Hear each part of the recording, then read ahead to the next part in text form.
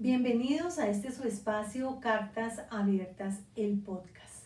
Cada 8 días, los lunes, nos reunimos para seguir leyendo la palabra del Señor. Estamos leyendo Génesis y hoy vamos a leer el capítulo 35.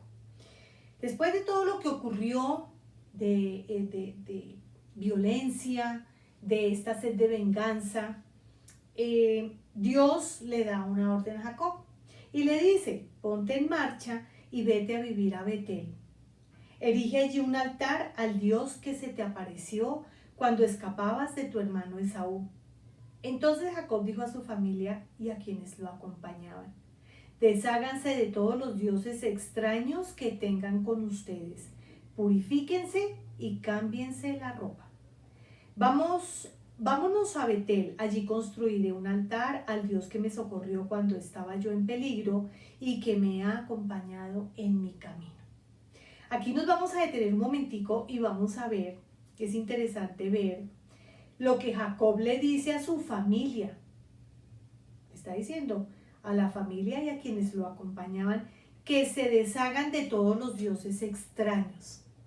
La Biblia no nos muestra si él realmente se enteró que Raquel poseía los dioses de su padre. Eso la Biblia no lo muestra.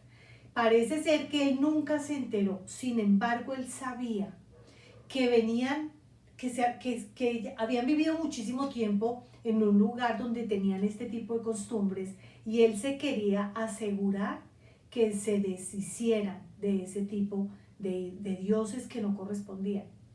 También es importante pensar si Jacob nunca se enteró, ¿Raquel siguió con ellos? ¿O Raquel también se deshizo de esos dioses? Dice que le va a construir un altar al Dios que lo socorrió. Él está reconociendo el poder del Dios verdadero. Versículo 4 dice: así que le entregaron a Jacob todos los dioses extraños que tenían. Y yo quiero pensar que cuando dicen todos los dioses extraños, Raquel puede ser que de manera sigilosa entregó lo que ella tenía. Yo quisiera pensar eso. Dice: entregaron todos los dioses extraños que tenían junto con los aretes que llevaban en las orejas, y Jacob los enterró a la sombra de la encina que estaba cerca de Siquem. Pero ¿por qué los aretes? Porque los aretes en ese tiempo se habían vuelto como amuletos de protección. Ya le habían dado un énfasis especial a ese tipo de objetos. Por eso los aretes también tenían que ser entregados. Se habían vuelto supersticiosos. Y aquí nosotros podemos ver que Dios nos habla.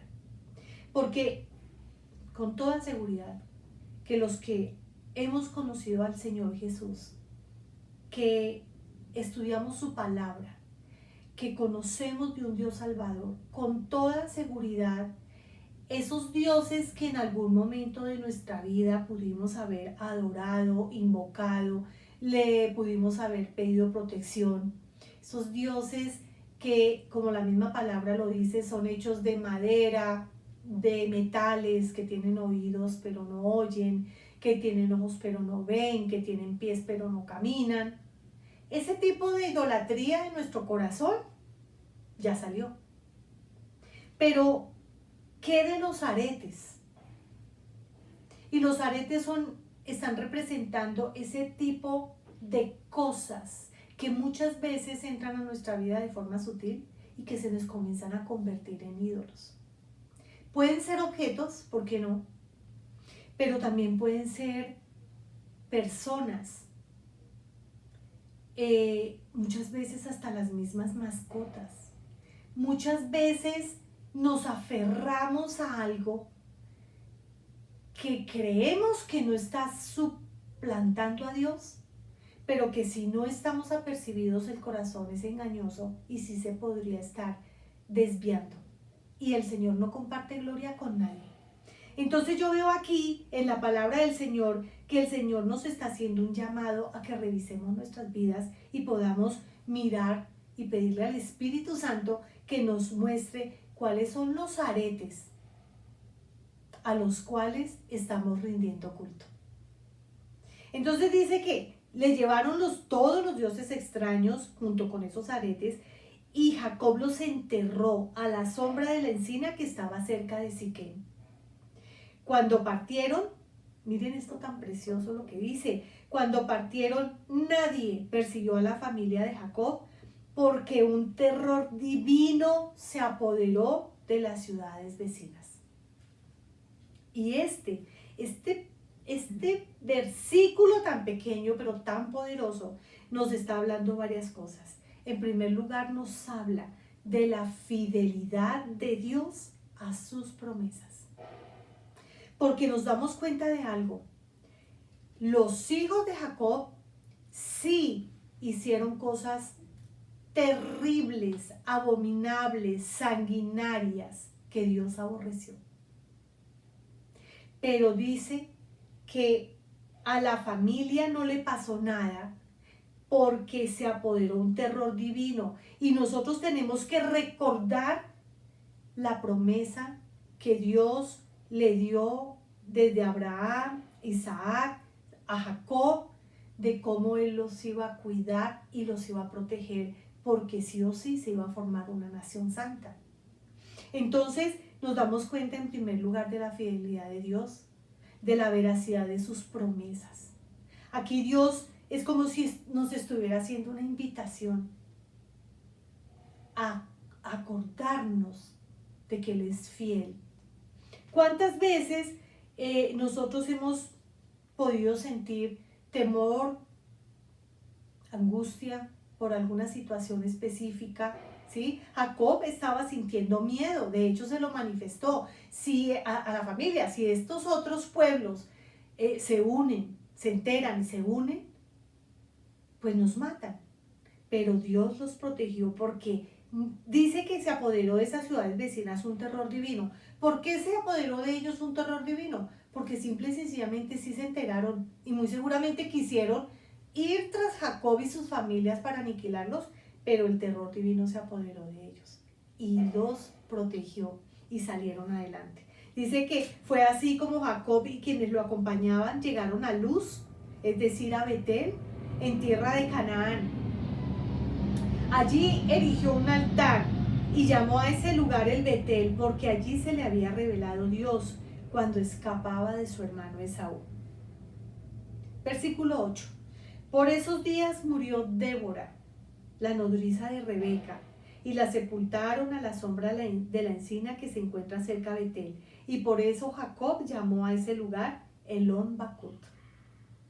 Cuando Jacob regresó de Padán Aram, Dios se le aparece otra vez y lo bendijo con estas palabras. Le dice: tu nombre es Jacob, pero ya no te llamarás así. De aquí en adelante te llamarás Israel. Y en efecto, ese fue el nombre que le puso. Pero recordemos que Dios es un Dios que a su pueblo le reitera, le recuerda, vuelve y le enuncia sus bendiciones. Y de todas formas nos damos cuenta, porque lo vimos en el capítulo 28, cuando Jacob pelea con el ángel que le descoyuntó su cadera. Ese fue el primer momento cumbre y clave para la vida de Jacob, porque el Señor allí le cambió el nombre. Y en este lugar vuelve y se lo ratifica. Y vuelve y le dice: tú vas a dejar de llamarte Jacob para llamarte Israel. Y dice que luego Dios añadió y le dijo: yo soy el Dios Todopoderoso, sé fecundo y multiplícate.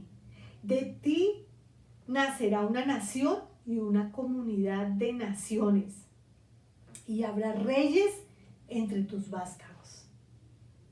Qué bonito esta bendición, le está diciendo: sé fecundo y multiplícate. El ser fecundo y multiplicarse es una bendición y es promesa del Señor. Actualmente, en este tiempo, en este siglo que estamos viviendo, se está proliferando una corriente anti-hijos. Y es donde nos damos cuenta de que jóvenes de forma consciente deciden no tener hijos. Y es antibíblico porque él siempre está diciendo en la bendición que imparte, sean fructíferos y multiplíquense. Pero situaciones se están viendo en donde de forma consciente las personas toman ese tipo de decisiones. Dice versículo 12, la tierra que les di a Abraham y a Isaac te la doy a ti y también a tus descendientes. Y Dios se alejó del lugar donde había hablado con Jacob. Y Jacob erigió allí una estela de piedra en el lugar donde Dios le había hablado y vertió sobre ella libación, es decir, líquido. Ese líquido es un aceite con el cual ungió esas piedras. Y al lugar donde Dios le había hablado lo llamó Betel. Versículo 16 dice, después partieron de Betel. Cuando todavía estaban lejos de Efrata, Raquel dio a luz, pero tuvo un parto muy difícil. En el momento más difícil del parto, la partera le dijo, no temas, estás por tener otro varón. No obstante, ella se estaba muriendo, y en sus últimos suspiros alcanzó a llamar a su hijo Benoní, pero Jacob, su padre, le puso por nombre Benjamín. ¿Qué significaba Benoní? Benoní es como un grito de angustia porque ella sabía la situación tan difícil que estaba pasando, muy seguramente era consciente que podía morir. Y lo que eso significaba Benoní es hijo de mi tristeza, hijo de mi aflicción. ¿Y por qué tristeza? Porque seguramente era consciente de que ella no podría criar a ese hijo y de hecho murió en ese parto. Pero cuando Jacob le cambia ese nombre por Benjamín, dice Benjamín, ese nombre tiene un significado diferente y especial porque tiene varios significados que son poderosos. Uno de ellos es como mi hijo, mi brazo derecho, el hijo de mi herencia, el heredero, el hijo preferido, el hijo de mi fuerza. Todo eso significa Benjamín. ¿Y por qué el hijo de mi fuerza? Porque los estudiosos de la Biblia nos pueden decir que Benjamín nació cuando Jacob tenía aproximadamente 104 años de edad. Y recordemos que el Señor ya había bajado los tiempos de vida. Entonces, 104 años ya era una edad de vejez. Bueno, dice que así murió Raquel y la sepultaron en el camino que va hacia Efrata, que es Belén. Sobre la tumba Jacob erigió una estela que hasta el día de hoy señala el lugar donde Raquel fue sepultada. Israel siguió su camino y acampó más allá de Migdal-Edar. Mientras vivía en esa región, Rubén fue y se acostó con Bilhá, la concubina de su padre. Rubén fue el primogénito. Rubén dice que se acostó con ella, que era una de las esposas, o sí, de las mujeres de Jacob. Y dice que cuando Jacob o Israel, ya con el nuevo nombre, se enteró de esto, se enojó muchísimo. Y nos damos cuenta de que este hijo primogénito comete un acto inmoral, un acto indebido. Él jamás se debió haber acostado con esta mujer. Eso fue un incesto. Eso está catalogado como un incesto. Y este hombre lo que hizo fue que deshonró a su padre. Lo deshonró. Le hizo una afrenta. Pero cuando nosotros llegamos acá, a este versículo 22, esta parte tan grave queda como cuando Israel se enteró, se enojó muchísimo y la palabra pareciera que diera un brinco y dice, Jacob tuvo 12 hijos, nos comienza a contar de esos 12 hijos, de los cuales dice que los hijos de Lea fueron Rubén, ¿sí? Que fue el que cometió este acto inmoral, pero también dice que fue el padre de Simeón, Leví, que fueron los que cometieron esa mortandad, Judá, Isaacar y Zabulón. Es como que los hijos de Lea son los que mayor problemática le están dando. Y aquí con este paréntesis que como que hace la palabra del Señor, la Biblia, es como si eso se hubiera quedado solamente en un enojo, pero no, porque esto trae consecuencias. Y las consecuencias no fueron inmediatas como tal, las consecuencias fueron a futuro, porque si nosotros volvemos a ese capítulo 49 del mismo Génesis, donde Jacob imparte bendición a sus hijos, él está diciéndole algo bien tremendo, poderoso. Esa afrenta no se quedó libre de consecuencia. Entonces lo vamos a ver en el 49, capítulo 49, versículo 3 dice: tú, Rubén, eres mi primogénito, primer fruto de mi fuerza y mi virilidad, primero en honor y en poder, impetuoso como un torrente, ya no serás el primero. Te acostaste en mi cama, profanaste la cama de tu propio padre. ¿Qué pasa cuando él le dice, ya no serás el primero? Jacob le quitó la primogenitura a Rubén por haberlo deshonrado. Y esta decisión de quitarle la primogenitura, ya sabemos todo lo que la primogenitura conllevaba, incluida una doble herencia, todo esto se lo quitó. Y adivinen a quién se la pasó.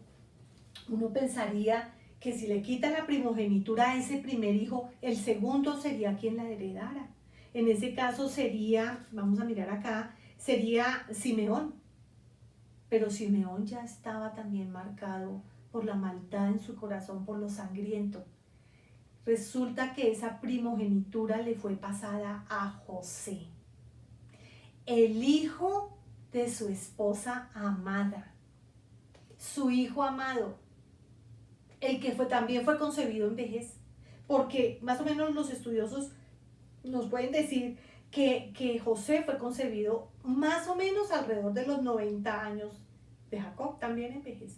Pero José fue el hijo amado porque vino del vientre de su esposa amada. ¿Recuerdan aquellas situaciones que se dieron, esas competencias entre las hermanas?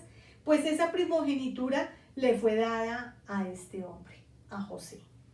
José tiene su vida es impactante para el desarrollo de la historia en Génesis.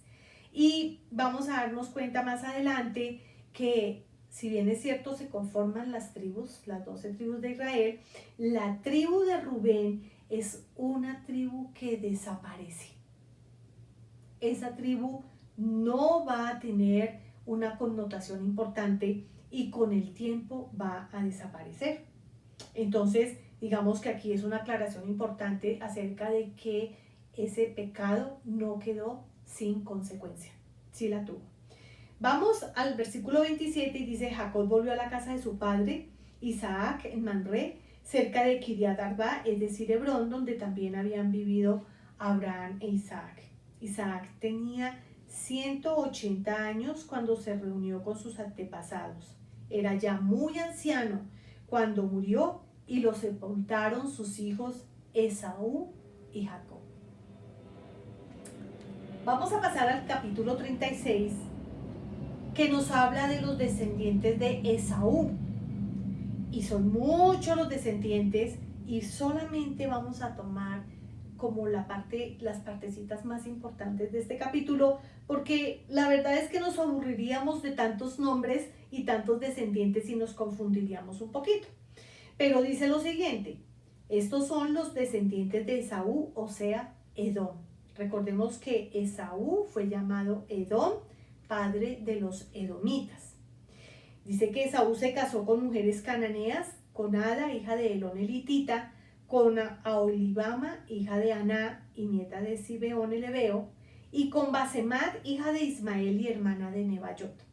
Ustedes recuerdan que ese matrimonio le causó serias dificultades a los padres de Esaú, que ellos vivían atormentados y amargados porque se habían casado con esas hititas, y que después de que ocurre lo que ocurre con Jacob, él se queda allí y él quiere ganarse el corazón de sus padres y va y se casa con Basemat, que era hija de Ismael. Aquí vuelve esa historia y nos muestra cómo tuvo todos los hijos que tuvo con cada una. Y más adelante nos dice en el versículo 9, estos son los descendientes de Esaú, padre de los edomitas, que habitaron en la región montañosa de Seir. Y viene aquí y nos cuentan toda la historia, todos los descendientes, los nietos, pero también nos está contando de que todos ellos formaron tribus, formaron como ciudades, ¿sí? Que las habitaron y se formaron entre ellos clanes donde conformaron reyes. Y estos reyes de Edom, estos reyes, son los que a través de los tiempos generan conflictos muy serios. Y esos conflictos serios los vamos a estar viendo cuando, si Dios nos lo permite, podemos continuar leyendo. Y cuando se desarrolla todo el reinado de Saúl, de David, toda esa parte de la historia, vamos a ver cómo esta descendencia de Edom, que es Esaú, tiene un impacto importante por conflicto entre ese grupo y el pueblo de Israel. Hemos abarcado el día de hoy 2 capítulos, espero que estén siendo grandemente bendecidos, espero que podamos reflexionar todos acerca de lo que tiene que ver con la idolatría en nuestro corazón, podamos examinarnos y seguir mirando la riqueza tan maravillosa que tiene la Biblia. Los espero el próximo lunes, gracias por seguirnos acompañando y no se olviden, no dejen de compartir. Este es un espacio que produce un contenido valioso para salvación. Los espero el próximo lunes. Bendiciones.